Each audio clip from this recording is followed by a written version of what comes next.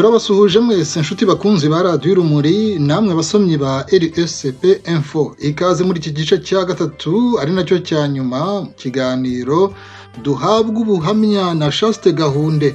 Mu gice cya mbere yadutekereje inzira y'umusaraba yakoze mu buhunzi yakoreye mu gihugu cya Kongo hagati y'umwaka w'1994 kugeza mu mwaka w'1997 hahoze hitwa Zaire. Yakoze ibirometero bisaga 2000 n'amaguru, anyura mu nkambi zinyuranye mu ntambara n'ubwicanyi ndengakamere.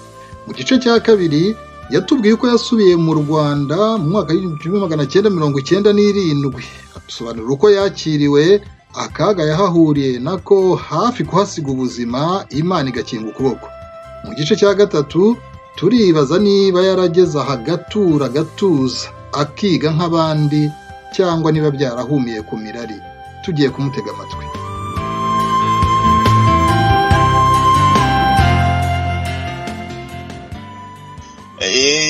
Muri icyo gihe nabaye nk'ugira agahenge, none ntangiye kwijajara, nkajya nsohoka nkabona ngasanga urundi rubyiruko tukajya gukina umupira rwose ku biro ku kibuga cy'umupira, tugahura n'urundi rubyiruko, abana barokotse tugakina umupira, abantu bose tugakina umupira. None utangira ukumva hari ikintu cy'icyizere kiri kugenda kiza ko ubuzima bugiye kuza. Cyakora ubwo noneho hakaba urumva turi mu kwa munani kugiye kurimo no kurangira, hari ikibazo cyo gutekereza. Noneho ababyeyi batangiye gutekereza ati noneho ni ugutekereza ishuri, rero ugomba gusubira mu ishuri, dore barumuna bawe dore barakomeje kwiga, wowe igihe cyaratakaye, ni ugukomeza ku ishuri, wenda nubaho, wenda hari igihe wazabaho nuko. Noneho ariko kujya ku ishuri habaga hari ibintu bibiri. Kondisiyo ya mbere urumva nta ndangamuntu nagiraga. Cya mbere kwari no kwandikira musenyeri, kubera ko nigaga mu seminari ku Nyundo, naje ngomba kwandikira musenyeri mubwira yuko nifuza kujya mu seminari. Ngira amahirwe padiri mukuru amimfashamo. Padiri mukuru arambwira ati andika ibaruwa, nzajya mu nama, nzayimushyira musenyeri. Musenyeri angirira icyizere, bangiriye icyizere, baranyemera. Nuko banyohereza mu mwaka wa 4 rero mu seminari muri Nkumba. Ubwo ni seminari ariko kubera ko ku Nyundo hari harasenyutse, bakiri imyaka mitoya, ku Nyundo bari barahasenye, hanyuma mu kongera kuredemara bakajya bagenda bafata umwaka umwe, imyaka 2 gutyo. Ubwo rege nge nahageze uwo mwaka wa 4 ku Nyundo udashobora kuboneka. Hanyuma banyohereza mu seminari yo mu Ruhengeri. Ariko mbere yuko njyayo, ubwo icyo nashaka kuvuga nuko nagombaga indangamuntu, icyo cya mbere. Icya kabiri nagombaga gukora, hari ibintu bitaga amahugurwa y'abantu bavuye muri Zaire. Bavuga ko abakozi n'abanyeshuri izo ngano bagomba kuzikora byanze bikunze kugira ngo babarutse ngo uburozi ngo bariye bakiri mu mashyamba ya Kongo. Ubwo ibyo byari ibintu bibiri mu by'ukuri. Nandikiye musenyeri, kandi padiri mukuru yari yankoreye recommandation nziza. Padiri mukuru yari umuntu usanzwe uziranye n'umuryango wanjye, wari abakristo bakomeye, ndetse n'inama ya paruwase rwose. Ndumva umwe mu babyeyi banjye yarayiyoboraga. Mu by'ukuri padiri mukuru yari yantangiye ubuhamya bwiza rwose ko nta kibazo. Urumva musenyeri mbese padiri mukuru yarambwira ati byanze bikunze bazakwemerera. Atariko musenyeri yambwiye ko ashobora kuzakohereza mu Ruhengeri, ati mu Ruhengeri cyangwa se ku Karubanda, nta kibazo. Noneho ubwo ariko hagati aho hagomba icyo cyangombwa cy'ingando cyo ko wakoze ingando, ko ntabwo washobora kujya mu ishuri utarakoze ingando. Gufata rero umuhanda, noneho njya kuri komine kwa burugumestre, hahandi ya komine nari naratinye kujyaho. Jean Claude nakubwiye bahufunga abantu bakica abantu.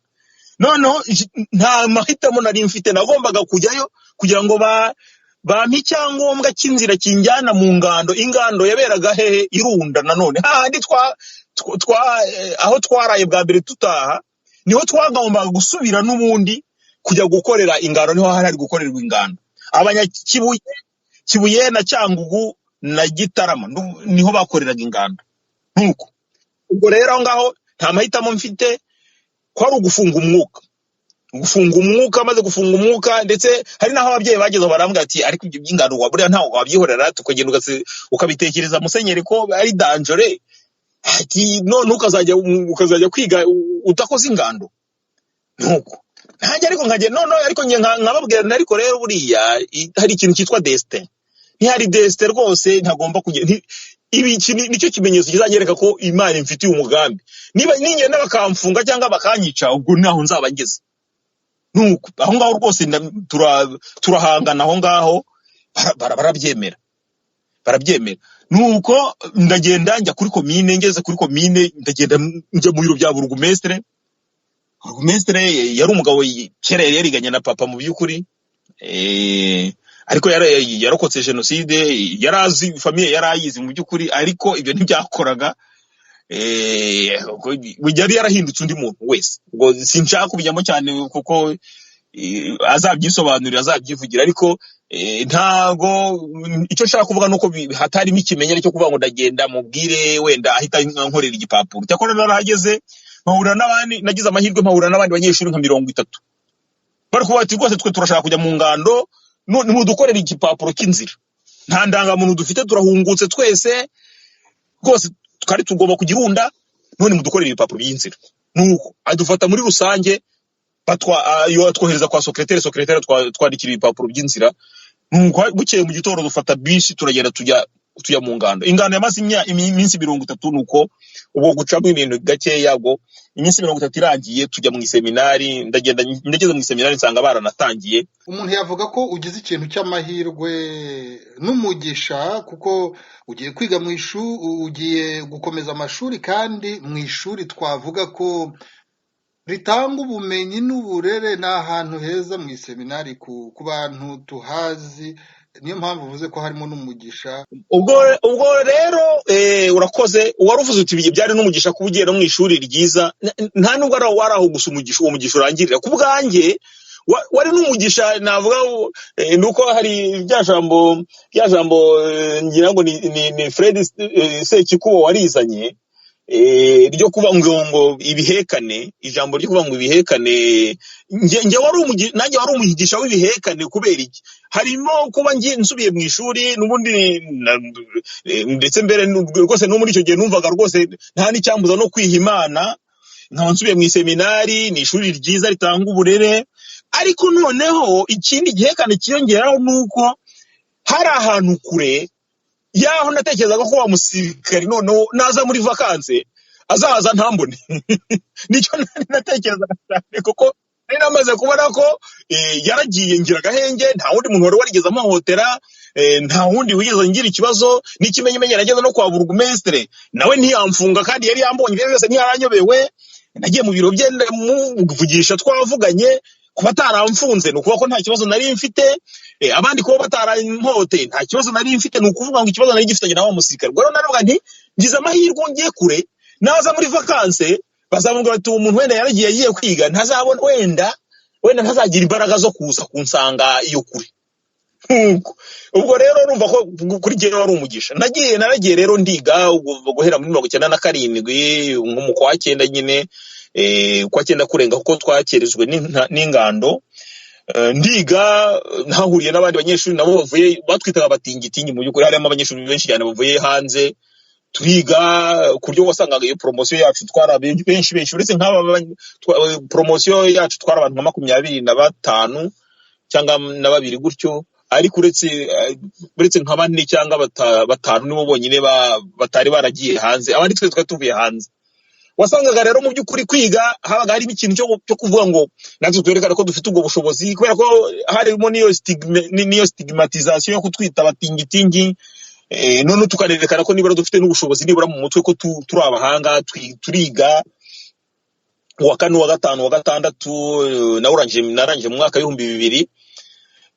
Tunarangiza neza. Icyo gihe ishuri ryacu rwose twabaye n'abambere mu gihugu. Nuko ubwo rero igikurikiyeho rero nuko nashatse, noneho ubwo nkirangiza nashatse kujya muri seminari nkuru. Urumva hari harimo n'ibintu by'imihigo byinshi cyane narakoze hagati aho ngaho, uko situation yagendaga iba nabi. Niyo rozari navugaga, hari naho rwose nari naragikoze umuhigo. Naravuga ni Nyagasani, nti rwose n'umproteja ntibanyishe ntibanamfunge, rwose nzakubera umusaseredoti mwiza. Uwo muhigo nari narawukoze Jean Claude. Burya ibintu by'imihigo abantu bagiye babyitondera. Cyakora wenda nyuma yaho ubwo turaza kureba ko wenda atari nge waba warawishe, kuko condition nashyiraga ku Mana naravuga nti niba tanyica niba namfunga reka turaza rero turaza kureba ko nyiri byaje kugenda. Ubwo icyo gihe nasabye ngiye kujya muri Grand Seminaire bahita bananyemerera rwose, musenyeri ahita anyemerera. Amaze kunyemerera ubwo urabizi nduva wize mu seminari nawe, ubundi iyo utangiye kumwemerera kujya muri Grand Seminaire ubundi uba watangiye kwitwara nk'umufaratiri rwose, watangiye kwadobutira ya mico nyine ya gipadiri, watangiye no na za brevier rwose, urabona watangiye bese kwitoza mu by'ukuri kwinjira mu busaseridoti. Ariko reka rero vakansi zigeze, hakaba mu gihe naje kujya gushaka indangamuntu. Urumva icyo gihe cyose cyamaze imyaka 3 yose nta ndangamuntu nagiraga, nigiraga ku ikarita y'ishuri niyo nagenderagaho. Ariko none ntirarangiye, urumva ngiye kujya mu buzima bundi, ngomba kujya gushaka indangamuntu. Ngiye gushaka indangamuntu, bampa indangamuntu, niba barabikoze babishaka cyangwa batabishaka bandikamo izina rimwe gusa. Noneho ngomba kujyana ariko ibyangombwa muri Grand Seminaire kugira ngo niyandikishe muri Grand Seminaire Rutongo, nagomba kujyana attestation ya commune, hari attestation d'identité complète wagomba kujyana. Ni ibintu by'ipapuro bagutumaga, mu by'ukuri ni ibintu mu by'ukuri umuntu afite uburenganzira, ariko muri kiriya gihugu nyine iyo umuntu ashatse arabikwimada ukagarera. Nge rero barabinyimye kuri commune, nagiye noneho barabinyima pe, barabinyima ibyangombwa babinyimye. Igihe cyo kujya gutangira muri Grand Seminaire kirinda kigera, ibyangombwa barabinyimye. Nuko noneho ndagenda mbwira musenyeri, narambwa musenyeri ngewe dore ukuntu ibibazo dore uko bimeze, ndabimubwira. Aza kuri mutekerereza arambwa ati c'est malheureux, ati vraiment ati c'est malheureux, atari kubwo ntacyo, ati genda, ati ibi nibigenda neza, ati amarembo arafunguye, ati admission yawe ati tuzayigwa garda, ati kuzageza igihe ibi situation izakemurika, ati nta kibazo, wowe ugenda ukomeze witonde, ati uzajya ugezaho amakuru yawe. Ndamuga nti sawa. Ubu ndagenda mbayaho muri Grand Seminaire Rutongo, baragiye baratangiye, ndetse icyo gihe najyaga nyuzamo nkajya no kubasura. N'icyumba cyanjye gihari cyanditseho rwose Gahunde Chaste, yari nimero chambre 3 nimero 3. Akambaza ati se kutaje, nkababwira nti hari utubazo nkirimo gukemura. Nuko finalement bibaho. Noneho bigeze mu mwaka 2001 nibwo naje nabonye mbese ibyo kujya muri Grand Seminaire biri kungora niki. None ndavuga ariko wajya kwiga handi. Nyuma haje kuzamwo ikintu cyabaye nk'igifungura amahirwe. Icyafunga amahirwe nuko mu 2001 habaye amatora muri kiriya gihugu, hanyuma burugumestre twari dufite wari waragiyeho jenoside ikirangira ntiyatorwa, hatorwa undi mu burugumestre. Noneho ibyangombwa byose nari narabuze arabimpa. Amaze kubimpa, kubera ko nabonaga ibintu biri kugira, noneho nibwo njya kwiyandikisha muri kiye. Ni iriya shuri rirahahoze yitwa Iyamuseya, muri ya institute yitwa Iyamuseya, riri i Remera.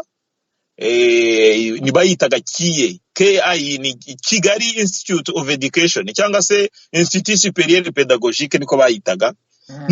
Urebye ni ishuri rikuru nderabarezi, ni ishuri rikuru nderabarezi. None ndavuga ni ntacyo, reka mbe ngiye ahangaha. Ariko mu by'ukuri nagiyeyo ari nko gufata igihe kugira ngo ntata igihe, wenda umwaka utaha nzagiye muri Grand Seminaire, ariko ntarataye igihe. Gusa rero aho ngaho narahageze, noneho destin iza kwishushanya ku bundi buryo, ari nayo gice cya gatatu wenda tugiye kugeraho, ngira ngo nihute kiraza no kutugeza wenda cyatumye wenda uyu munsi ntari mu Rwanda. Tugeze ngiye kwiyandikisha, ubwo hagati aho ngaho ubwo ntago mvuze ko twagombye maze kwiyandikisha, batwohereje kujya gukora ingando y'abanyeshuri bagiye kujya muri universite. Ingando yakorwaga iminsi 45, tujya hitwa Igishari. Ni ingando mu by'ukuri abanyeshuri nkabira busigaye babona bakoresha intore, icyo gihe babikoreshaga abanyeshuri bagiye kujya muri universite. Noneho rero nyuma y'izo ngando ni ukuvuga ko wemerewe muri iryo shuri rya kiye? Naremerewe, nari mfite amanota meza, njya muri kiye. Nuko tagiye ndize, ariko uko systeme yari imeze umwaka wa mbere, ubwo igihugu cyari kimaze kwemeza ko abantu bazajya biga indimi ebyiri, Igifaransa n'Icyongereza muri universite. Ariko mu mwaka wa mbere akaba ari umwaka bari barise ngo ni EPLM, ndumva ni nka EPLM, ntabwo nibuka mu by'ukuri niba ari étude préliminaire de langue moderne, ndumva ari nk'ibyo ngibyo. Noneho niba warize muri francophonie, nkatwe urumva twarakuriye muri francophonie mu by'ukuri, bakaba bati mu mwaka wa mbere muzawumara muri kwiga icyongereza kugira ngo mujye kuri niveau, bityo nimujyana muri mutangira kwiga muri faculté neza, umwarimu ashobora kubigisha mu cyongereza cyangwa akabigisha mu gifaransa, bizayetora n'ururimi avuga mugakurikira nta kibazo. Mu by'ukuri ari initiative nziza yo kugira ngo abantu babe bilingue. Nuko gusa cyagaragara nuko abana babaga bafite niveau zitari zimwe. Nkatwe twabaga tuvuye mu seminari, indimi zaratworoheraga cyane, ariko hakaba hari n'abandi bana twakubitanaga ugasanga none ni nko gutangira mu by'ukuri, kuryo wasanga ari ishuri kandi bafataga abantu nka 300-400 promotion yose, bakabafata mwese mukaba muri sari imwe muri kwiga ibyo bintu, ariko ugasanga kubera iyo zo niveau zidahuye, ugasanga nyine bamwe baradindira ariyo kayange nkanjye inge byarandindizaga mu by'ukuri, byanatumye ngo kubera urumva byatumye nge mbona igihe ayo masomo sinayagangengamo cyane, ahubwo natangiye kwiyinteresa ku buzima bw'ishuri, ubuzima bwa universite. Nibwo rero munsi umwe hamaze icyumweru gusa, tuhamaze icyumweru kimwe naratambutse hari abakiraga affichage, nsanga batumiye inama y'abayobozi b'amapromotion. Abanyeshuri bagira organisation yabo, hakaba rero none hari buri promotion igenda igira umuyobozi, bakagira n'ubuyobozi bwa association y'abanyeshuri yitwaga SAKI, Student Association of Kigali Institute of Education, twayita ngo ni SAKI. Noneho abo bose rero hari igihe bakoraga inama nyine rimwe na rimwe nyine bakareba ibibazo abanyeshuri bafite, abavugira amapromotion bakayavugira. None ngiye mpita ikintu kitakinkubita mu mutwe n'amance ko aha hantu tuhamaze iminsi 5 se, iyi promotion twari promotion ya 4, ubwo abize muri kiye bahita bashobora guhita bibona aho bari ko twari ko tukihagera. Ubu se umuntu uyoboye promotion yacu ninde, yatowe nande, yagize byagenze bite? Kubera ko mu bantu bari bahari bose nari uwa kabiri, hari umuntu umwe wandushaga amanota gusa kuri diplome, hari umuntu umwe warandusha amanota nari naramubonye, ariko nari uwa kabiri. Hama ni uwo muntu se ni warushije abandi wenda amanota, akaba ari uyu kuyoboye iyo promotion, cyane cyane ko ibintu by'ubuyobozi ni ibintu byari bisanzwe bindimo mu maraso. Hari ukuntu byarankururaga cyane, ese uwo muntu yaba yaratowe ate? Nicyo harimo ikibazo. Mamagara umuhungu twakundaga kugendana namwe, nti ibintu wayoboye ati ni ibiki se ubuse ninde? Namwe nti wereka nkwereke, reka kuwa 5 tuzagera tujye muri iyi nama, ibi bintu babidusobanurira, nibwo tukihagera umuntu uyoboye promotion yacu ninde. Ubwo rero urumva ko destiny nuko itangiye kwishushanya. Turagiye kuwa 5 zigurageze, kuwa 5 turagiye tujya mu nama. Tuhageze barabanza bari presenta bati rero president wasakiye vice president, habaga komite nyine president vice president secretary, hakaba n'abashinzwe ushinzwe imibereho myiza, ushinzwe umutekano, ushinzwe ikidoko, hari ama department menshi. Noneho hakaba rero bagira kubahagarara ya promotion, première promotion ikagira wayo, deuxième promotion, bageza kuri 4e promotion ariyo yacu. Tuhaguruka turi batatu, noneho ubwo hagaharuka ngewe na wa muhungu nari nabwiye. Noneho duhagurutse tubona hari undi ku ruhande, noneho duhita tugira igitekerezo turavuga donc uriya niwe bari mu by'ukuri niwe waroje guhagarariye promotion, ariko duhagarara ngo turavuga ibi bintu reka tubyumve nyine baraza. Noneho abantu babatise ko muri batatu, mpita mfata ijambo, ntabwo nategereje ko baspekira, mpita mfata ijambo navuga ndi twebwe nibwo tukihagera ntiturabona umwanya wo gutora umuyobozi wa promotion. Niyo mpamvu nyarabonye ibitangazo ryanyu, yintuza invitation yanyu, imbona harimo ikintu kidasobanutse. Niyo mpamvu nitwe twaje aha ngaha turagira ngo mudufashe no kubisobanura. Nuko bose barumirwa, ariko mbona nyine abantu hari n'abashatse gukoma amashyi nyine kubera uburyo nari mbivuze, ariko bakaba bazi system uko ikora. Uko system yakoraga nuko hari uburyo ki ryashyira hamwe ryayibuka n'ama association ari cyamikiyeho, ayo bitwa ARG, Association des étudiants rescapés du génocide. Hari ukuntu baba bashaka gukontorora ibintu nk'ibyo by'imyanya, ibyo kuyobora nk'ibyo by'amasociation, noneho bakagenda bashaka kubikurura, ndetse bikaba na ngombwa ko amatora rimwe na rimwe bayigizayo. n'ikimenyimenyi nuko nyuma amatora yaje kuvaho burundu ubundi icyo gihe cyacu bwo amatora yari yemewe. Ni nabyo navugaga nti ese ko tutaratora uwo muntu mwamushyiraho gute? Nuko icyo gihe bararebana noneho komite ibiganiraho isa n'ijya ku ruhande irabiganiraho. Bamaze kubiganiraho baravuga bati bon ati noneho dusanze rero bati mwese mufite ubushake bwo guhagararira abagenzi banyu, bati none ubwo mwese mubaye abayobozi, ati nimugende mwebwe mu batatu nimwitoremo umuyobozi wa promotion, mwitoremo uhagarariye abangorofone, mwitoremo n'uhagarariye abafrancofone. Nguko ikibazo ko bagikemuye. Noneho turagenda tujya ku ruhande, inge n'uwo muhungu wundi twumvikana ko rwose nge mba chef wa promotion, we akaba uhagarariye abafrancofone. Uwo muhungu wundi bari bana ari nayo bari badezinye mu by'ukuri yari yarakuriye muri Uganda. Yari afite ababyeyi bari baravuye muri Uganda, nawe yaraturutse muri Uganda. Yari ubwo rero twamuriraga mu bangorofone nawe ahagararira angorofone. Icyakora byagaragara ko bari basetinze nyine ngo abe president. Ubwo nyuma yaho rero byaje gukurikiraho tubyihutishije, ni aho ngaho niho ibibazo byanjye byaje kuvuka mu by'ukuri. Uko iyo activisme nabigiyemo noneho mbyinjiramo, tumaze kugira gute mbaye chef wa departement. Noneho kubera ko rya shuri ry'icyongereza ngiye mu by'ukuri ngewe kwabaga ari ukunsubiza inyuma. Ngewe nabaga ndi kwishakira amajwi kuko twaravuga tuti hazaba amatora kandi ngomba gushaka abantu bantora. Nge nirwa ahubwo ndi gukora amadovuware y'abandi nkayabakorera, ndetse n'abantu banduta rwose babaga bafite ama dissertation y'icyongereza barayanzanira nkayakora. Ubundi ngirirwa ndi gushaka amajwi mvuga niyamamaza, njya kuvugana n'abarimu. Hari abarimu batwigishaga bari baturutse muri za Ekose bavuga icyongereza gusa. Umunyeshuri wese ufite ikibazo akavuga ati mujye kureba shefu, nkagenda nkajya kuvuga nibyo niberagamo. Nuko ubundi nkagenda njya gukora ibizamini n'ibyo. Ubwo rero nibwo haje kuzamo ikibazo, babana bo muri Ibuka na za ARG bose ibyo bibazo byanjye baza kubiganiraho, nge ntabyo nzi. Nyuma igihe cy'amatora cyegereje, mu by'ukuri naje gufungwa. Narafunzwe, baramfashe umunsi mvuye gufata bourse ku itariki ya 2 z'ukwezi kwa 8 umwaka wa 2002, saa 6 n'igice z'amanywa.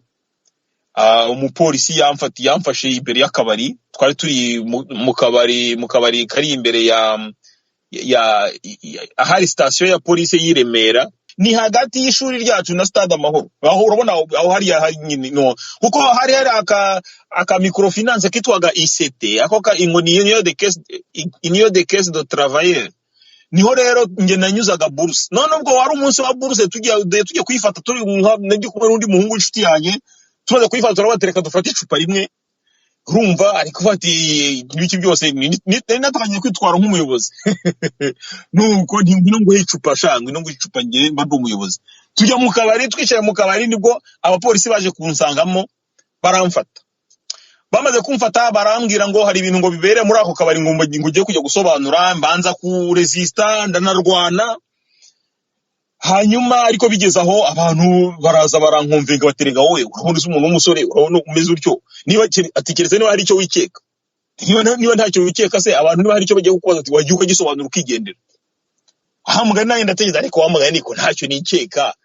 Ubundi nuko ndemera da, baranjyana baranshorera, baragenda bangeza kuri station ya polisi. Ninjiyemo batizana ibyangombwa, nta byangombwa mfite, nabibimye ku bushake cyakora. Indangamuntu mbaha ikarita y'ishuri, nge ndi umunyeshuri niga hari harugo batisabo. Bandika muri registre, bamaze kwandika muri registre bangiza ahantu mu rugo mu gipangu. Igipangu cyari gifite portail y'icyuma, nuko batiba wicaye aho ngaho mu kanya ibyawe birasobanuka. Ndahicara guhera iyo saa 6 n'igice bigera saa 12. Bigeze saa 12 ubwo barahisimburana. Abapolisi umupolisi wari wahiriwe asimburana n'undi uje araza arambwira ati ngwino, ahita amfungurira anjyana mu bandi ba prisonnier. Donc abantu bafashwa aho ngaho bari kuri iyo brigade. Abaramfunze nta kintu yambwiye, ntaki. Nuko arambwira ati ufite umuntu uza kukugemurira. Ndamubwira ni ahubwo se kuki mumfu. Arambwira ati oya, ati ngiye ikibazo cya ntango nagikurikiranye, ati buriya bazabikomeza ejo, ati ngewe nje kurarizamu, atariko bazabikomeza ejo. Bambwiye ko ati urararamo, ati ejo bazakukurebera. Hari kuwa gatanu abantu bamenyereye rero ya systeme y'ama prison kuwa gatanu iyo bagufashe ubwo byanze bikunze umaramo weekend nibyo kuko kuwa gatanu nimugoroba barafunga kuwa gatandatu nta kereza bari mwizamu rya weekend nta muntu ushobora gusohoka bitarageza kuwa mbere nabwo akenshi kubera ko babaza guhera mu manama kuwa mbere nabwo ntibijya bibaho binde bifata kuwa kabiri muri weekend ubwo birirwa batunda abantu babazana basinza barwanya bagize bate babazana barundamo nuko ariko yarambeshye ati we nta kibazo ati we mbwira niba hari umuntu wa kugemurira ntamubwira muhereza nimero y'umuntu wo kwishuri kuri aho ngaho kuri kiye umuntu warushinzwe imibereho myiza y'abanyeshuri mubwira ko aramuhamagara ati hari umunyeshuri wanyu dufite ati mumuhereza ibyo kurya banyohereza ibyo kurya ndarya kwa gatandatu ndimo ku cyumweru ndimo kuwa mbere ndimo wapi nta kintu bambashije nkabaza nese bite ngo ariko ngo baza ngo hari umunyeshuri ngo mwigana ngo azaza gusobanura ibyawe bigeze kuwa gatatu nibwo haje umupolisi wari waje aje gukora ntara arampamagara arambwira ati niko sesha ati ko hari umunyeshuri mwigana wavuze ko ngo wakoze genocide noneho mpita ngo mu kantu ndumirwa noneho bya biri bitakumirwa ariko none ukagwa mu kantu ati hari umunyeshuri mwigana ati uzaza kugushinja ati ikibazo cyawe ntago cyoroshye ati ngo ushobora kuba hari warakoze genocide yamaye kadata none numva ko ibintu bitoroshye noneho umutima uransimbuka ubwo ndi kwanga ko bitinda kuko gusubira muri emotion z'icyo gihe normalement ni ibintu catastrophique ni ibintu destructive mu by'ukuri kwa kuntu umuntu aba demoli ukumva urashwanyaguritse neza no wikubise hasi ikizere cyose wari ufite mu buzima bya biri bavuga guti wa muntu yarankubise ariko nibura yari yaragiye birarangiye kwa kuri bavuga uti nibura nizi seminari cyangwa ze nirize uko aho waba warize hose imyaka 3 yarashize kameme namaze imyaka 5 muri kino gihugu nta kibazo nagize uti none ibintu birarangiye byose bigahita byikubita hasi byikubise hasi ndungo mbaye aho ngaho none ntangira kunanirwa kurya birananira aho ngaho namaze iminsi 13 ariko amaze kumwe ngo hari umuntu ngo uzaza kukushinya ngo kuvuga yuko ngo hari genocide wakoze nahise ntekereza igitekerezo cyahise kinzamo nuko aho kuri iryo shuri umuntu wari ukomeye cyane muri ARG yari umunyeshuri ukomoka iwacu muri segiteri imwe ndetse tugiye no mu masano hari aho twahurira ndetse none n'ikimenyimenyi akaba yarihishe iwacu mu gihe cya genocide ndavuga ni bon ahubwo ça tombe bien bita ubwo bavuze ibi ngibi reka nze mutumeho ndamutumaho nti wazaje tubona ni tuganire hari ibintu bari kuvuga aha ngaha nti kandi niwe muntu wenyine unzi ushobora kuntangira ubuhamya uwo muntu naramutegereje ngo azaze cyakora ubutumwa namenye ko byamugezeho ariko ntiyigeze aza yanze kuza mbayaho iminsi 13 iminsi wa 13 ku munsi wa ku itariki 16 guhera kuri ubwo numva nahageze kuri ebyiri guhera ku munsi wa bigeze ku itariki 16 z'ukwezi kwa 8 noneho mu gitondo kare haje imodoka itukura ivatiri itukura mu gitondo kare akazi kataratangira ivatiri itukura hazamo umupolisi umwe muri babandi bari baramfashe yitwa Safari yakoraga icyo gihe muri traffic police azana n'undi mwana umwe w'umusore warokotse genocide ukomoka iwacu ndetse papa yamujyanye muri batisimu babaraje baparika imodoka aho ngaho babwira umupolisi uri kwizamo bati uriya musore turamujyana tugiye kumujyana muri transfer ikintu cya transfer bakivuze numva ngenda shuje kuko ngewe batangiye kuvuga ibyo bintu bya genocide navuze nti rero ubwo ndi hano mukamuri kunshira genocide ndagira ngo mbabwire ko ngewe genocide yabaye ndi ku Kibuye none aho kugira ngo mumfungira hangaha ni munyane ku Kibuye mugende mubaza abaturage abantu bose baranzi ikibazo kirakemuka ariko mundeke nigarukire nzaze nikomereza amasomo ubwo rero uko information yagiye akayabwira bavuze bya transfer nyine ko bagiye kuntransfera mpita numva ngenda shubijwe mpita rwose mfata agakapu nari mfite nako nta nubwo ari n'agakapu n'ishashi mu by'ukuri ishashi yari irimo utuntu tutwenda nari mfite aho ngaho two guhindura n'iki nuko rwose nitegura kugenda ndanasohoka baransohora ndagenda ngeze kuri portail nuko niko bwo komanda wa brigade ahageze abona ndi gusohoka baciye kunyinjiza muri iyo modoka hita bahagarika ati bite byanyu tu umuntu muramujyana noneho nibwo nabonye ko harimo amanyanga. Ati umuntu muramujyana barya iminwa, mbona batangiye kurya iminwa, tombiza mbona ko ibintu bari bakoze mu by'ukuri ntagari ntibiciye mu mucyo kwa. Icyambere umuntu umuyobozi wa brigade niba harimo na transfer yagombye kuba bizi. Ati yari umusaza rero yaravuye muri police communale, uribukiye za police communale bari bazihuje na police nationale. Yego. Akaba bari bamuhaye transfer we yaravuye i Butare ngo yabaga sinzi commune yabagamo yari police communale. Aza aho ngaho rero Remera mu by'ukuri umuntu mushya nayo manyanga nabo polisi bahari nta numwe baziranye mu by'ukuri, ntaragira na mbese ibintu by'ama complicité, arashaka kwikorera akazi ke neza. Ati bite byanyu nuko barya iminwa batajya kuvuga ngo afande, ati bite sha wowe bakujyanye ntibarambwe ngo banyanye muri transfer. Ati c'est pas possible. Nuko ati subiramo, ahita nsubizamo. Ubwo nyine ntangira kuba ati umuntu uko nshubijemo kandi nari nzi ko ibintu byanjye bigiye gutungana. Nuko kumbi simenya ko ahubwo ankijije. Abantu bari bagiye kunyiba bari banyibye mu by'ukuri, bari banyibye nibwo yaranjyanye ansubizamo.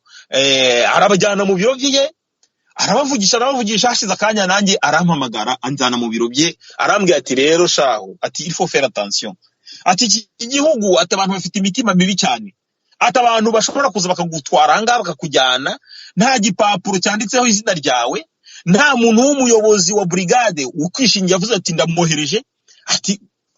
Ati byari birangiye, ati ni kuriya bigenda rwose tubire byari birangiye. Ati ujye usenga cyane, ati kuko Imana iracyagufiteho ibiganza. Ati yo ntagera byari birangiye. Nuko mita ya Rozari Jean Claude ya Rozari ni ku nshuro ya kabiri mu Rwanda, tubaye turetse ibyo muri Kongo. Mu Rwanda ni ku nshuro ya kabiri umuntu yavuga urokotse. Ndarokotse ku nshuro ya kabiri. Nuko arambwira ati rero ubwo umukomanda wa brigade arambwira ati rero ubungubu ikintu ngiye gukora aha hantu ntabwo nshobora kuhakurekera ko nta mutekano bafite. Icyambere nta dosiye ufite aha ngaha, handitsemo izina ryawe muri registre ariko nta mpamvu ihari, none nta muntu ugeze aza kugushinja. Ikintu ngiye kugukorera, niba wowe ko kumva iyo ushaka iyo transfer uko zikorwa, ifasi itransfer umuntu mu yindi fasi. Ntabwo ngiye nka brigade iri hano sinshobora gutransfer umuntu kuko nta manda nimwe mfite, nta manda dare. Abo bantu nta muntu ayohereza manda ngo ngufate mu by'ukuri ntacyo. Ati ngenge kukohereza kuri parike irebe ikibazo cyawe hanyuma ikurekure cyangwa ikohereze muri iyo transfer. Ati ngewe bimve mu maso. Afata registre nari nanditsemo, afata umupolisi umwe wari uhari witwa Samuel, ahamagara abahungu babiri bafite imodoka. Ati ntimuri kuvuga ngo barashaka kujya muri transfer. Ati nguyu Samuel, ntabwo nshobora kubaho umuntu ngo mujyane muri transfer. Samuel yaragiye kubaherekeza, mujyane mujye kuri parike ya Kigali yiga ikibazo cy'uyu muntu, imwumva ibisobanuro bye, hanyuma nira itanga icyemezo kuko niba ari transfer cyangwa niba iramurekura. Ubwo ababaye umupolisi ababaye element na byamaze kugera mu buyobozi mu by'ukuri ko komanda wa brigade yamaze kubyinjiramo. Hari registre uwo mupolisi tujyanye afite igomba guterwamo kashe no kuri parike ya Kigali kugira ngo bemeze ko bambonye, kugira ngo mbese noneho bibe bivuye kuri uwo mukomanda wa brigade niba amaraso yanjye nameneka atazamubarwaho.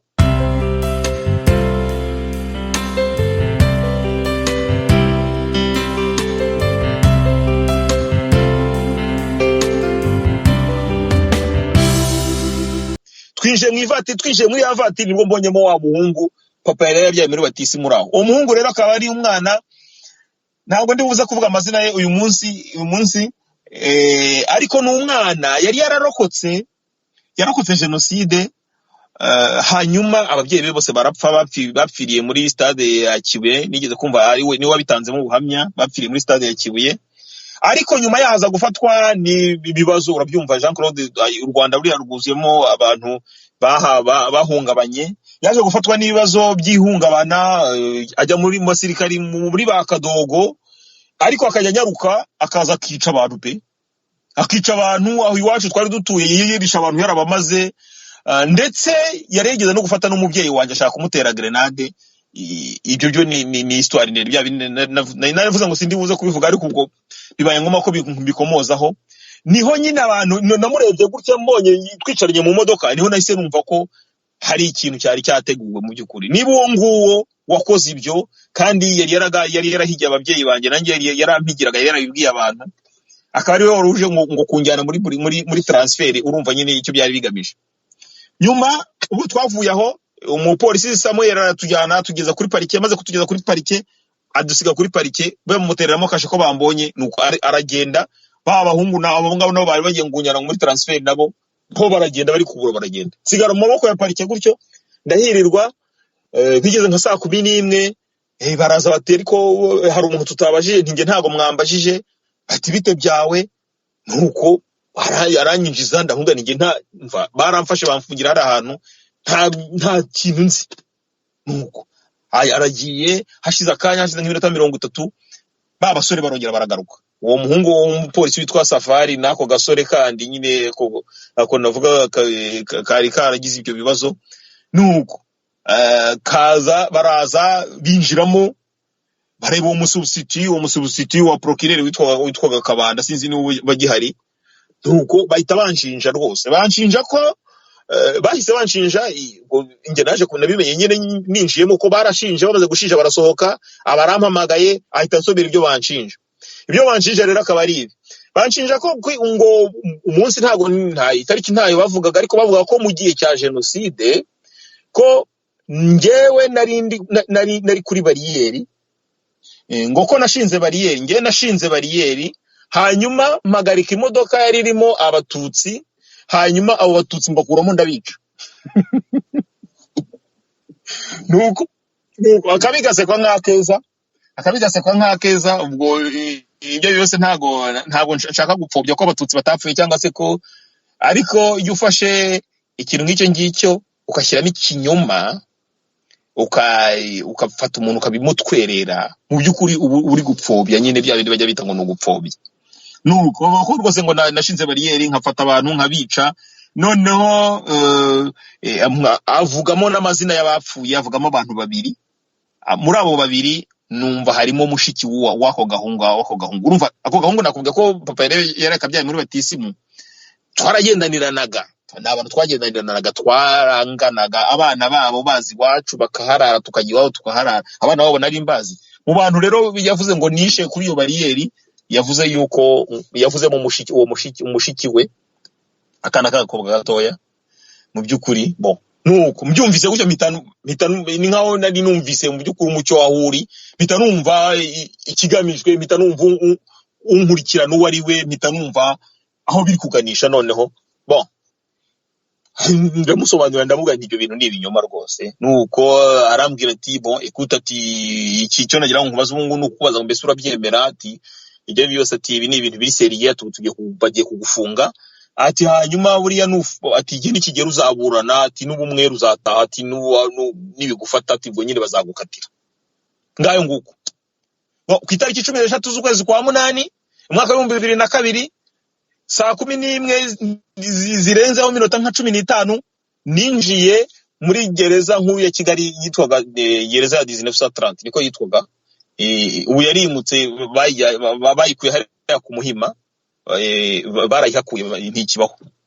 Mba ninjiyemo gutyo nihahamuka. Mu by'ukuri kuri ngewe hari ibintu nabonaga noneho ko navuga ko ari nk'indunduro. Donc nanavuga ni rwa rugendo rwo kwinjira mu Rwanda, bya bindi narokotse wa munsi, bya byo kugira gute cyangwa bya byo kwibwira ko ibintu byari bigiye kujya mu buryo, noneho dore ya ndunduro yabyo niyi ngiyi. Ibi rero bikaba mu by'ukuri ni abanyarwanda benshi, niyo mpamvu ntekereza ko abanyarwanda nuko abanyarwanda badakunda gukora ubushakashatsi cyangwa badafite niyo liberté académique yo kuba bakora ubushakashatsi.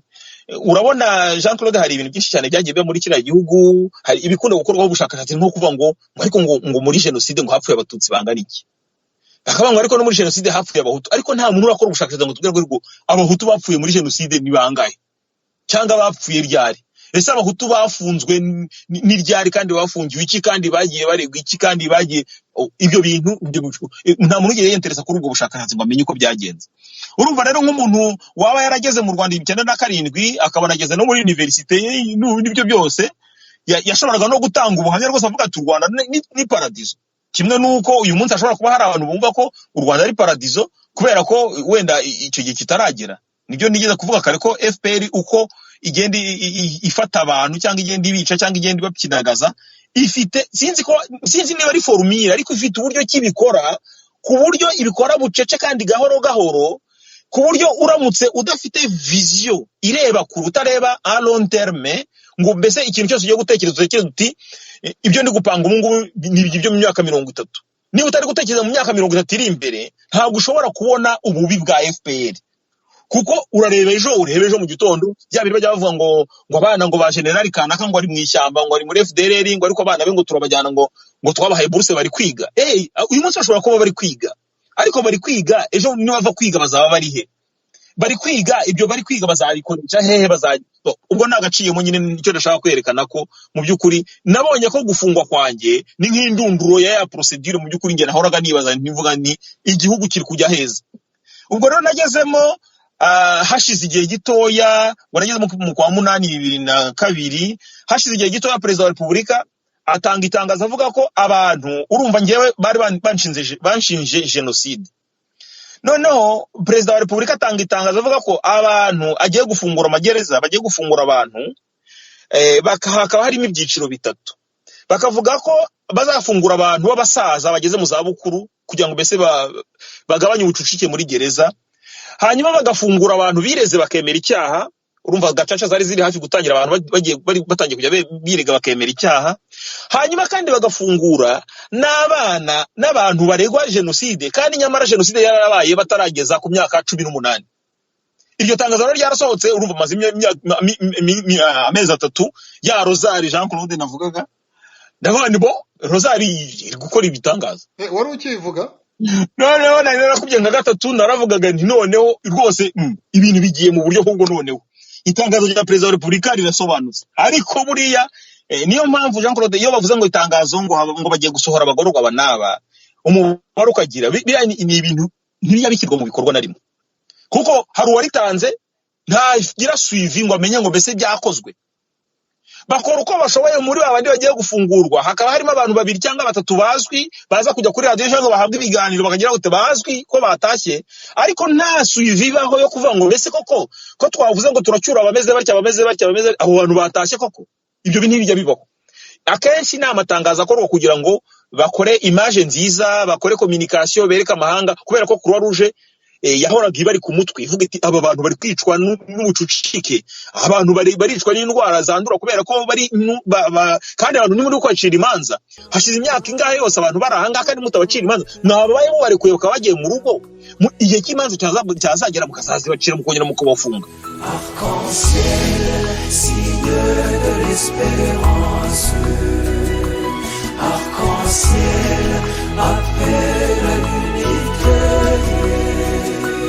Arc-en-ciel, viens visiter le Rwanda.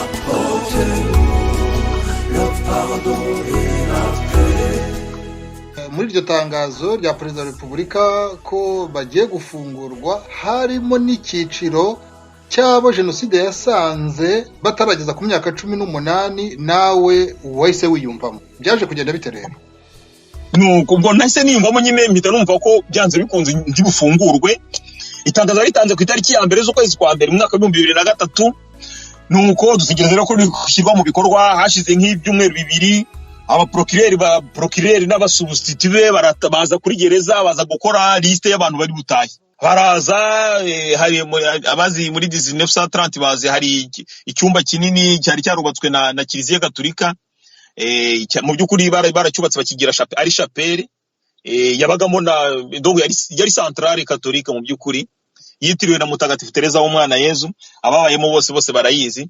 noneho ubwo procureur akaza akabahurizamo mbese bakora ikintu kimeze nka screening kugira ngo barebe abantu bazataha procureur icyo gihe yari uwitwa Gatambiye rero akaba ari umuntu wifitemo ikintu cy'ubugome ubona umuntu ntaseka ntagira ate ubona afite nk'umugambi we mbese wo kwikiraho amategeko ameze nk'aharaye nuko araza ati abireza hari abantu rwose bireze bemeye icyaha bati twe twakoze amahano rwose turasaba imbabazi bose bari bagira nko muri 800 yarabagira aba screening umenye yarasigaje abantu nk'ijana aravuga ngo abandi ngo ibyo birize ngo ntago bifatika ngo ntabwo ngo abakubita nka hariya nuko agera ku basaza hari harimo muri abasaza cyacu cy'abasaza hari harimo n'abarwayi bavuga abasaza n'abarwayi abantu bafite intege nkeya noneho kubera ko bavugaga abasaza ariko bitari presi abasaza nano ibyo bakuvuga ngo se n'imyaka ingahe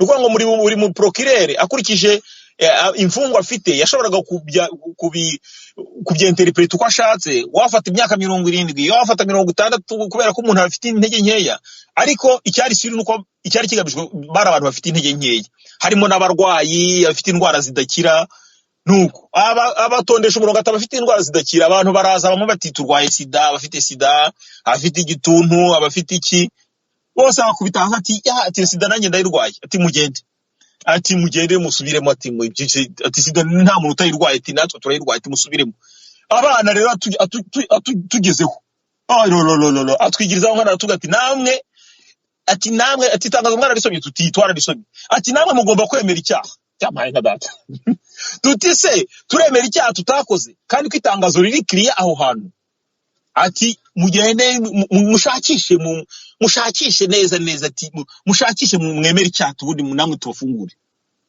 twaragiye dusubiramo mu byukuri cyakora hari umwana umwe wagiye ariyirega yemera icyaha sinzi ibyo yireze nyine nuko niwe bafunguye wenyine ubwo abandi turasigara nuko bibayaho ubwo turi mu mwaka wa 2002 mwaka wa 2003 tuwumazemo itangazo riracyafite agaciro 2004 irageze 2004 niho navuga ko noneho nari maze gufata mu byukuri nari maze kwinjira mu buzima bwa gereza maze kumva maze gutuza uretse ko nka 2003 iyo tangazo ridaciyemo natangiye gupanga napanze gahunda yo gutoroka ndayipanga nshaka abantu bazantorokesha icyo gihe ntangira no kugira hypertension rwose nuko uwo muntu wagomba kuntorokesha baza kumufunga nawe adusangamo ariko sizi ibindi byaha bisanzwe ibyo bitare ibyaha droit commun nuko mbamsa nubiretse nza kwinjira mu buzima busanzwe njya gukora muri kantine ya gereza nkora muri kantine ye kirekire nuko bigeze mu 2004 nibwo nanone hogiye kuziyokura yo kuvuga ngo ariko ryatangazwa kubera ko hari abazungu bagendaga bibaza ibintu bakabata ariko se ko mwavuze ngo abantu baratashye tukatubona abantu gicushitse bongera kugarura icyo gitego cy'iryo tangazo nibwo noneho nakubitanye n'umuzungukazi rwose wari uri gukora ubushakashatsi aho ngaho turaganira ndamufasha mu bushakashatsi yari gukora mukorera ibintu bya traduction kuko hari benshi yabazaga kandi batazi indimi nuko turakundana mu byukuri ikibazo cyanjye akiinteresaho ndabimubwira musobanurira ko naratashye ko mu byukuri ndabaza mubwira ibyo uko nafashwe uko nafunzwe ararira cyane yikubita hasi ndangije mubwira ko ariko nagomye no kuba naratashye nibura nkajya kwigira wenda niba banankurikirana bakazankurikirana nyuma abyumvise iby'iryo tangazo ko ririho nibwo atangiye kugenda abijyamo ajya gushaka mucyo icyo gihe yari minijiste ndumva no yari procureur general noneho ajya kumureba mucyo aravuga ati abo bantu ni bande umudamu arazarambaza ati se muhizina ryawe ndamugane oya ntumuhizina ryanjye kuko no muhizina ryanjye nta wamenya ejo bundi uzasubira iwanyu ushobora gusagaruka ugasanga barandigishije ntubambwire ko hari abantu benshi turi muri iyo kandi tugiye dufungurwa umuzungu aragenda bikoramo expose icyo gihe yari gukora teze ku bintu bijyanye na droit international droit de l'homme donc afite spécialisation muri droit de l'homme icyo gihe bikoraho presentation agiye ni Genève bikoraho presentation avuga ko les enfants bitwaga les mineurs en fait les mineurs iko batigeze babatereta nk'abaminere ko babafata bakabayikira hamwe n'abantu bakuru nuko iyo ntuzimaze gusohoka rero ikigali barongera babigarukaho none barongera babyibazaho haragaruka arambwira ati nabikozeho nabyanditseho na article yarasohotse ati nabivuze no muri ni Genève nuko arambwira ati ndongera njye kumureba ati mbamubaze aragenda kureba mucyo amubajije mucyo aravuga ati tubirimo finalement ubwo bigeze muri 2005 baza kuturekura noneho baraturekura umwaka 2005 ku itariki ya 3. Urumva nafunzwe ku itariki ya 2 z'ukwezi kwa 8 nibwo nafashwe 2002, ku itariki ya 3 z'ukwezi kwa 8 2005 nibwo nafunguwe. Nuko ko namaze imyaka 3 n'umunsi umwe. Ndafungurwa, ariko mu gufungurwa bya bindi nakubwiraga mu kanya twavuze ya topic yitwa ingando, bajya kudukoresha izindi ngando. Ukuvuga ko muri iyo myaka 3 wigeze uburanishwa? Sinigeze mburanishwa, uretse no kuburanishwa sinigeze mpabwa ari ibintu bita ngo ndemeye mu Kinyarwanda. Baza amategeko yo mu Kinyarwanda hari ibintu bita ngo ndemeye, ni bya bindi bafata umuntu ushinjwa bakamugeza imbere y'umucamanza kugira ngo bamumenyeshe ibyaregwa, banamubaze niba yemera cyangwa atemera. Mbere yuko rwose bajya mu rubanza mu mizi, bya bindi bita urubanza mu mizi, hari umuhango wa mbere rwose ubaho, ndetse uburyo ntugomba kurenza itegeko ryateganyijwe icyo gihe cyacu, ryateganya ko bitagomba kurenza iminsi 90, ko utagomba kurenza iminsi 90 utaragezwa imbere y'umucamanza ngo umucamanza agusomere ibyo uregwa ku mugaragaro, anakubaza niba ubyemera cyangwa utabyemera. Ibyo rero ubwo umuntu kuva ngo muri mezi 3 nandikaga ibaruwa mbisaba, ibaruwa ikagenda bakayiteraho kashe, ikazagenda ntumbaza uko byagendaga. Andi mezi 3 yashira ukongera nkandika indi baruwa ikagenda. Narinze mari iyo myaka 3 yose, donc nta dossier, mu byukuri nta dossier mfite, uretse bya bindi wa mugabo yigeze kunsomera ngo nagiye ngo kuri barriere, ariko ibyo ni ibintu bimeze nka enquête barimo. Ntago umucamanza yigeze abinsomera ku mugaragaro nk'uko itegeko ribiteganya ngo abimbwire, ndetse nambaza icyo mbitekerezaho. Ni ukuvuga ngo uburenganzira bwanjye bwarahonyowe, procedure barayishe. Nuko imyaka 3 kandi ni myinshi, imyaka 3 ni myinshi cyane. Buri imyaka 3 ubuzima bwawe baba burangije. Imyaka 3 ni igihe kirekire cyane. Noneho ubwo rero narafunguwe. Icyo gihe baradufunguye, ntabwo ari njye nyine badufunguye, turi mu gihugu cyose. Ibyo tangazo nyine barishyize mu bikorwa, noneho barabikosora neza, ndetse bafata, noneho hari harabonetse n'abandi bantu bireze, barabafata bo babajyana ukwabo, bajya kubakoresha ingando zabo.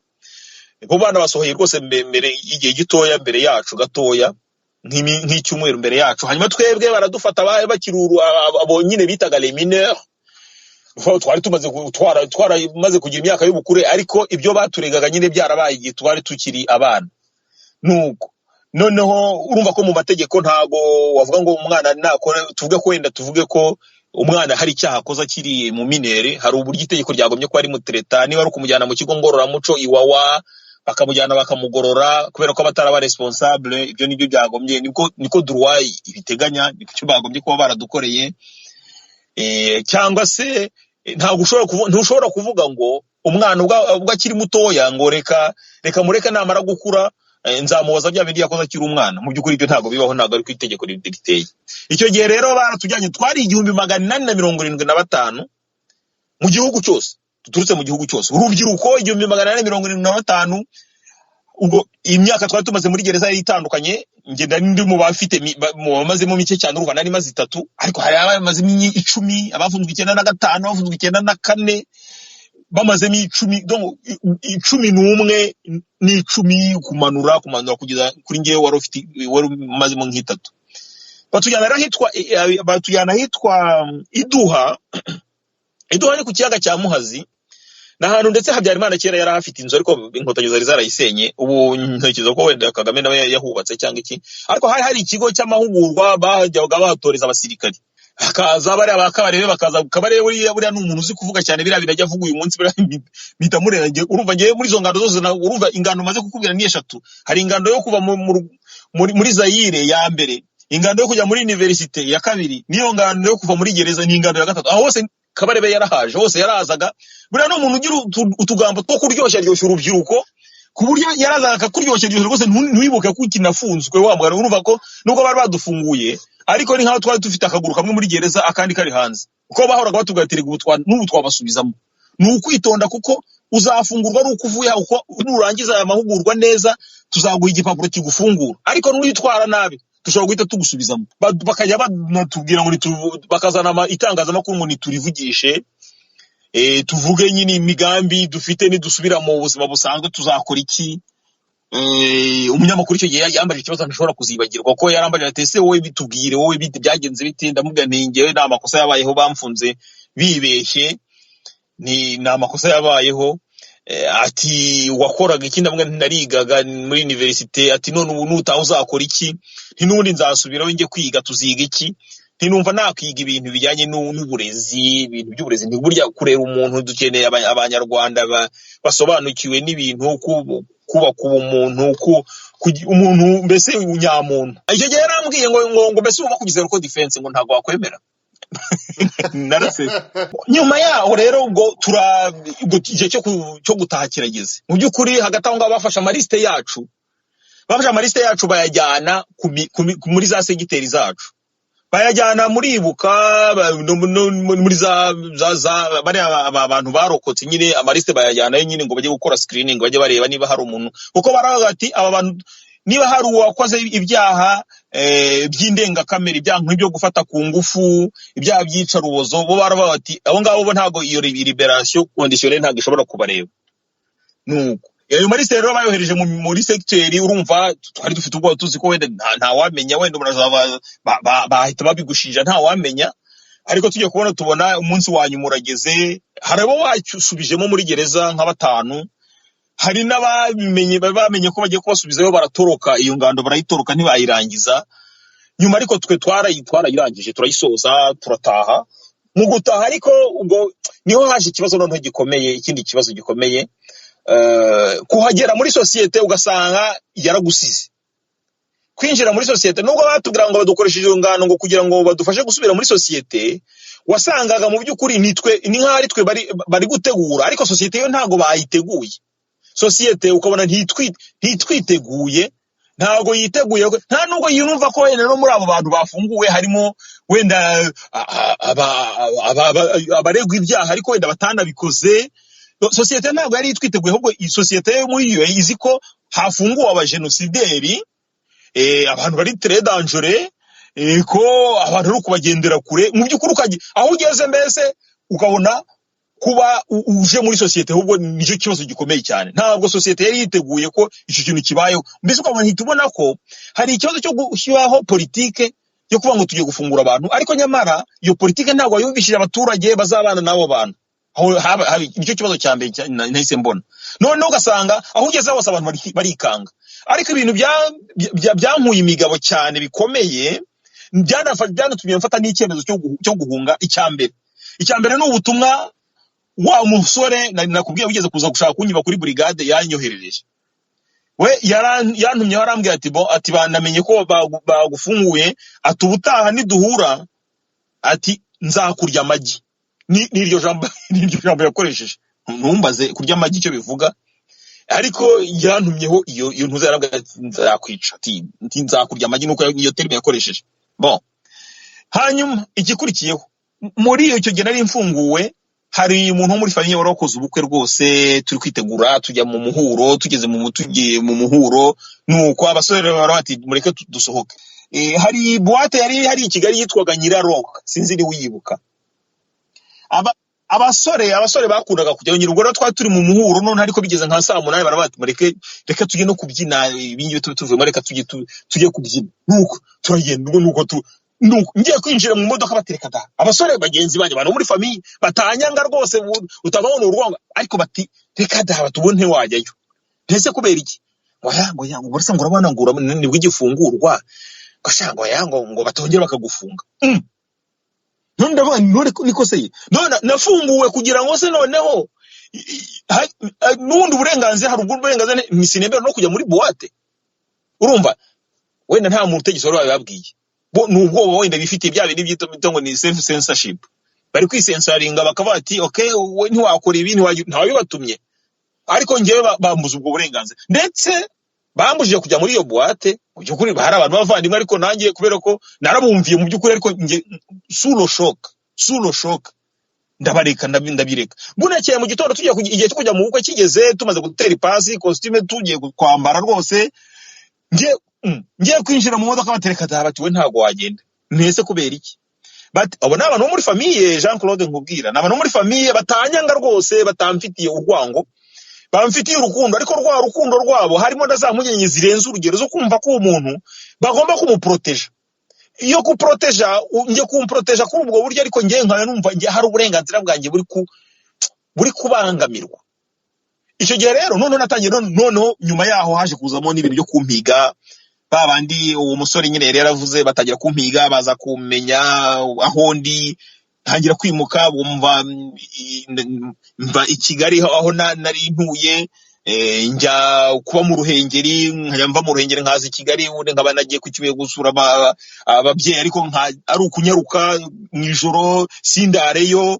nuko bigeze aho ndavuga ubuzima sinzabamo kugeza ryari, kuri uri kwihisha ntuzi aho umuntu muzahurira, nta muntu ukurengera.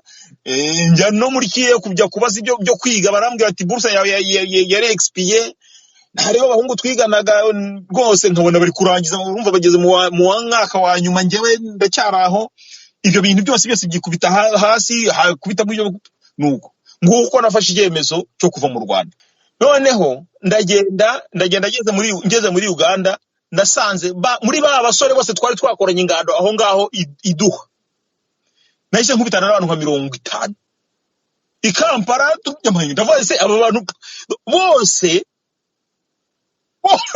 nimumva iki kiganiro aho bari henshi, hari abamaze kugera hano, hari ababashe kugera i Burayi, hari abakiri muri Afurika mu bihugu bitandukanye. Nimumva iki kiganiro bazahita bibuka twakoze umunsi mukuru, twaragiye tujya i Kampala rwose, turagenda dukora umunsi mukuru, turabaza tumva ibi bintu ahubwo utoba ko tutari twarabisezeranye bite. None buri wese akaguha histoire ye exactement la même chose. Hari abari barishwe deja, hari abatarabashije guhunga ko bagiye baraswa. Mu by'ukuri hari ikintu kimeze nk'iki cyo kuvuga ngo aba bantu reka tubasohore muri gereza, ariko bazadisparese ku bundi buryo. Hari abarashwe rwose pe, hari abatarabashije kujya, hari n'abageze i Kampala babaho ngaho, turahaba urumva ubuzima buragoranye kwiyadabuta kugira gute.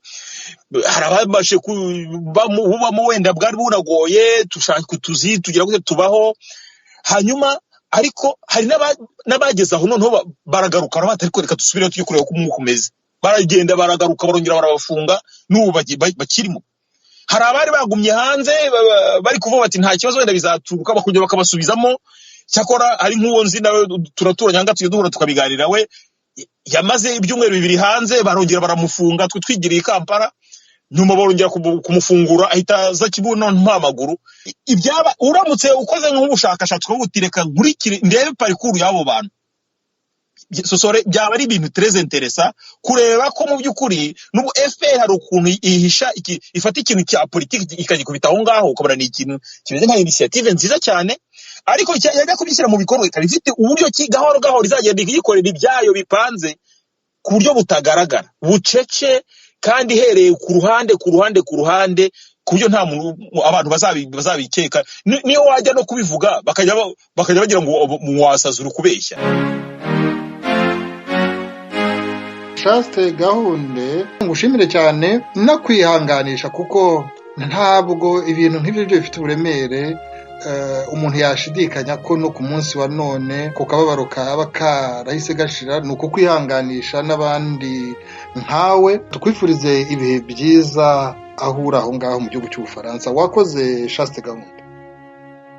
Urakoze cyane Jean Claude, nanjye ndabashimira kuko mu mwanya wo kubivuga ubwabyo ni umuti.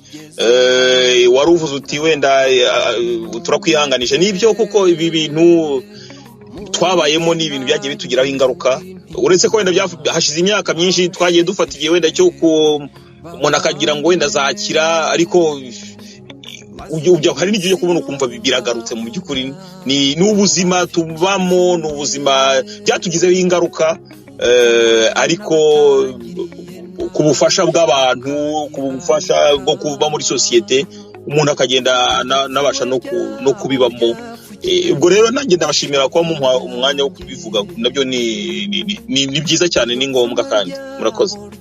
Urakoze cyane, naho ubutaha Shaste, wakoze cyane. atakanyira ubukozwemo atakanyira ubukozwemo nyira ubuteruranwe nake bakinumira atakanyira ubukozwemo nyira ubuteruranwe nake bakinumira atakanyira ubukozwemo nyira ubuteruranwe nake bakinumira atakanyira ubukozwemo nyira ubuteruranwe